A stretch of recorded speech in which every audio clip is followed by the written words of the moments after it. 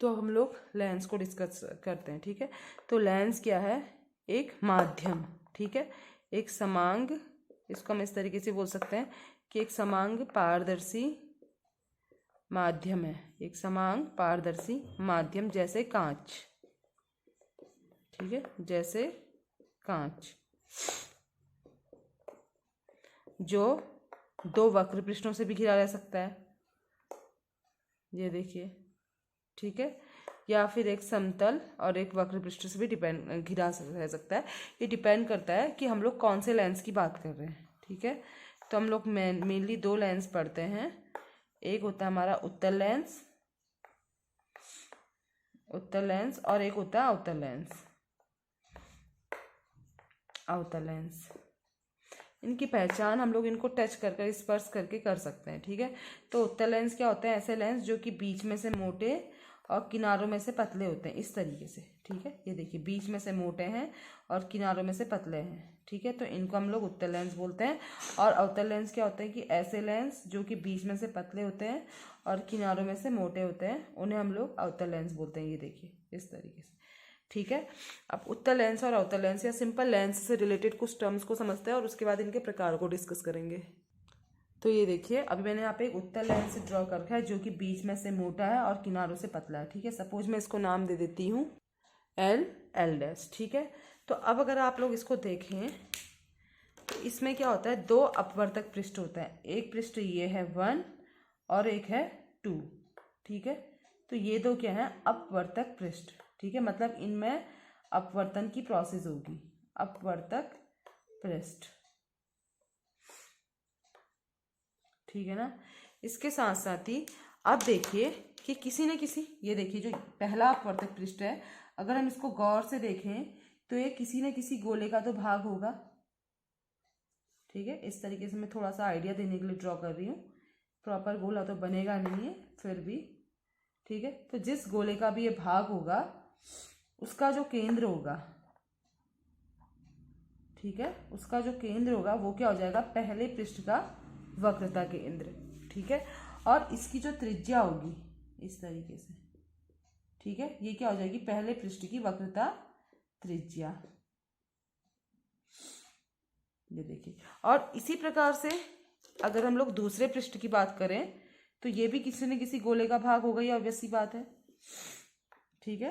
यहाँ पे खाली रफ आइडिया देने के लिए बना रही हूँ। तो इसका जो केंद्र होगा इस तरीके से, इसका जो केंद्र होगा ये दूसरे पृष्ठ का वक्रता केंद्र हो जाएगा, जिसको मैं C2 से दिखाऊंगी।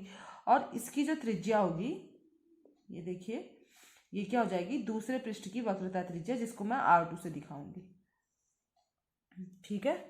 मैं कोशिश कर रही हूँ कि आप लोगों को समझा सकूं। और उसके बाद इन दोनों वक्रता केंद्रों को मिलाने वाली रेखा, ये देखिए, ये जो रेखा जिसको मैं ब्लू से ड्रॉ कर रही हूँ, इन दोनों वक्रता केंद्रों को मिलाने वाली रेखा को हम लेंस का मुख्य अक्ष कहते हैं, लेंस का मुख्य अक्ष। ये बेसिक कोई डेफिनेशन है, अभी आगे भी हम लोग कई सारी चीज़ें पढ़ेंगे कि लेंस में प्रकाशिक केंद्र क्या होता है, लेंस की फोकस दूरी क्या होती है, वो जैसे जैसे चीज़ें आएंगी वैसे वैसे बताते ही चलूंगी, लेकिन आप लोग एक एक चीज़ का मतलब समझिएगा, ठीक है। तो ये देखिए, सिंपल मैंने एक उत्तल लेंस ड्रॉ किया, उसके बाद मैंने देखा कि जो पहला पृष्ठ है, क्योंकि इसमें हमको दो अपवर्तक पृष्ठ मिल रहे हैं, ठीक है, मतलब कि जब प्रकाश की किरण इस पृष्ठ में पड़ेगी, ठीक है, तो भी अपवर्तन का जो नियम है कि सघन से विरल में जा रही है या विरल से सघन में जा रही है, और रूल लगकर इसमें प्रॉपर अपवर्तन होगा। और उसके बाद जब वो अपवर्तित किरण इस पृष्ठ में पड़ेगी तो उसमें भी अपवर्तन की प्रोसेस होगी, ठीक है। तो उसके बाद हमने क्या देखा कि जो पहला पृष्ठ है वो किसी न किसी गोले का भाग होगा, तो उसका जो केंद्र होगा उसको हमने फर्स्ट पृष्ठ के लिए वक्रता केंद्र कहा, और उसकी जो उस गोले की त्रिज्या को हमने पहले पृष्ठ का वक्रता त्रिज्या कही। इसी प्रकार से हमने दूसरे पृष्ठ के लिए भी देखा, तो उसका वक्रता केंद्र और वक्रता त्रिज्या को हमने ड्रॉ कर दिया, और दोनों वक्रता केंद्र को मिलाने वाली जो रेखा है उसे हमने लेंस का मुख्य अक्ष कहा, ठीक है। और यहाँ पे हम लोग जो पीछे पढ़ चुके हैं उसको भी हल्का सा डिस्कस करते हैं, ठीक है, कि हम चिन्ह परिपाटी जानते हैं। ये देखिए, अगर हम किसी दर्पण या फिर किसी लेंस के प्रकाशिक केंद्र या ध्रुव को इस पॉइंट से रिप्रेजेंट कर दें, इसको मैं P दिखा रही हूँ, ठीक है, तो सारी की सारी दूरियाँ इसी पॉइंट से नापी जाती हैं। तो जो इसके राइट साइड नापी जाती हैं, ठीक है, ये पॉजिटिव होती हैं, जो लेफ्ट साइड मतलब बाएं साइड नापी जाती हैं वो नेगेटिव होती हैं, जो ऊपर को नापी जाती हैं वो पॉजिटिव, और जो नीचे को नापी जाती है वो नेगेटिव होती है। ठीक है, तो इस हिसाब से उत्तल लेंस में जो R1 होगा वो पॉजिटिव होगा। ठीक है, क्योंकि इस पॉइंट से अगर हम चेक करें, अभी प्रकाशिक केंद्र हम लोग पढ़ेंगे। ठीक है, तो इधर को जो, क्योंकि R1 हम लोग इधर को नापेंगे। ठीक है, तो ये पॉजिटिव होगी और R2 क्या होगी, नेगेटिव होगी। देखिए, क्योंकि इसके अपोजिट साइड है ना, तो R2 नेगेटिव होगी। ठीक है, ऋणात्मक होगी। इसके बाद हम लोग हल्का सा अवतल लेंस पे भी देखते हैं। तो मैंने यहाँ पे एक अवतल लेंस ड्रॉ कर रखा है LL डैश, जो कि बीच से पतला और किनारों से मोटा होता है। ठीक है, तो अब ये देखिए, ये भी ऑब्वियस सी बात है कि जो इसमें भी दो अपवर्तक पृष्ठ होंगे, एक ये हो गया और एक ये हो गया। ठीक है, इन दोनों को हम लोग, जैसे हमने उत्तल लेंस में कहा था, वैसे ही इनको हम लोग अपवर्तक पृष्ठ कहेंगे, मतलब जिसमें अपवर्तन की प्रोसेस होगी। ठीक है, अपवर्तक पृष्ठ हो गया। अब देखिए, जिस तरीके से हमने उत्तल उत्तल लेंस में डिस्कस किया था कि ये भी किसी गोले का भाग होगा ना, तो इसका जो केंद्र होगा वो पहले पृष्ठ का वक्रता केंद्र हो जाएगा। ठीक है, ये देखिए, और इसी प्रकार से ये वाला पृष्ठ भी किसी न किसी गोले का भाग होगा, उसका जो केंद्र होगा वो दूसरे पृष्ठ का वक्रता केंद्र हो जाएगा।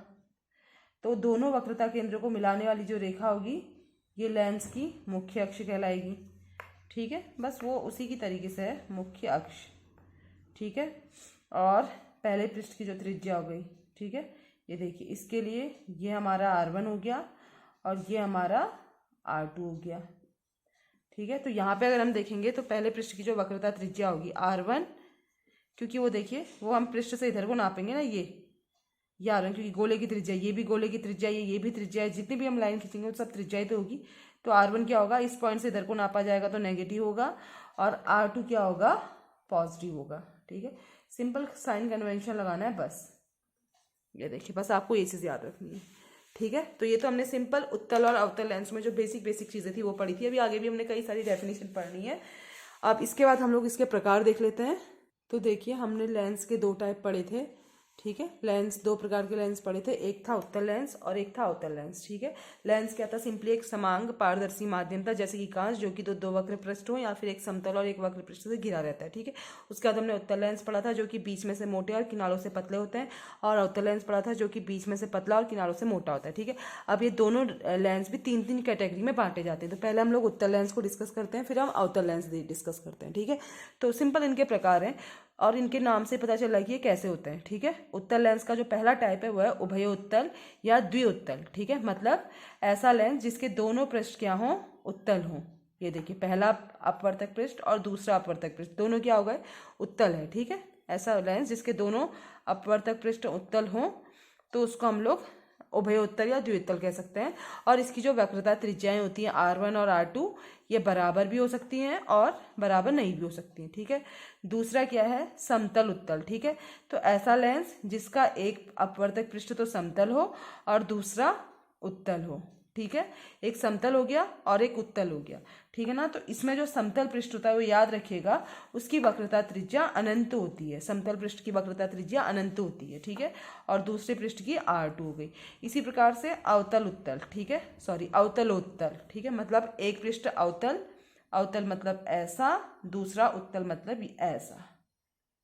ठीक है, ये हो गया, एक पृष्ठ की त्रिज्या R1 हो गई, एक की R2 हो गई। ठीक है, इसी प्रकार से अब हम लोग अवतल को डिस्कस कर लेते हैं। ठीक है ना, ये देखिए, अब अवतल का जो पहला प्रकार है वो क्या है, उभयावतल या फिर द्विअवतल। मतलब नाम से ही पता चल रहा है कि जिसके दोनों पृष्ठ क्या हैं, अवतल हैं, दोनों अपवर्तक पृष्ठ। ठीक है, इसमें भी R1 R2 बराबर भी हो सकते हैं और बराबर नहीं भी हो सकते हैं।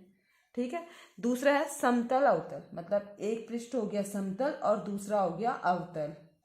ठीक है, तो इस केस में एक R1, समतल पृष्ठ की वक्रता त्रिज्या, हमेशा याद रखिएगा कि समतल पृष्ठ की वक्रता त्रिज्या अनंत होती है। ठीक है, इसकी फोकस दूरी भी अनंत होती है समतल पृष्ठ की। ठीक है, और उसके साथ साथ जो वक्राकार पृष्ठ है अवतल, इसकी त्रिज्या R2 हो गई। ठीक है, इसके बाद उत्तलावतल, मतलब एक पृष्ठ है उत्तल, दूसरा अवतल है। तो पहला पृष्ठ हो गया उत्तल, देखिए इस तरीके से हम ड्रॉ करेंगे, पहला हो गया उत्तल और दूसरा हो जाएगा अवतल। ठीक है, पहला हो जाएगा उत्तल और दूसरा हो जाएगा अवतल।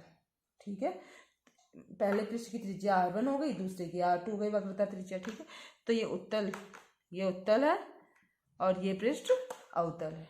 ठीक है, तो इस तरीके से हम लोग लेंस को 3 कैटेगरी में डिवाइड कर सकते हैं, उत्तल और अवतल लेंसों को। तो बस ये बेसिक्स ऐसी चीज़ें थी। अब इसके आगे हम लोग थोड़ा सा दिमाग लगाने वाली चीज़ें डिस्कस करेंगे, तो हल्का फुल्का समझिएगा। और जो भी टर्म बता रखे हैं, जैसे कि मुख्य अक्ष क्या है, वक्रता केंद्र क्या है, वक्रता त्रिज्या क्या है, तो उसको समझिएगा। ठीक है, ओके, थैंक यू।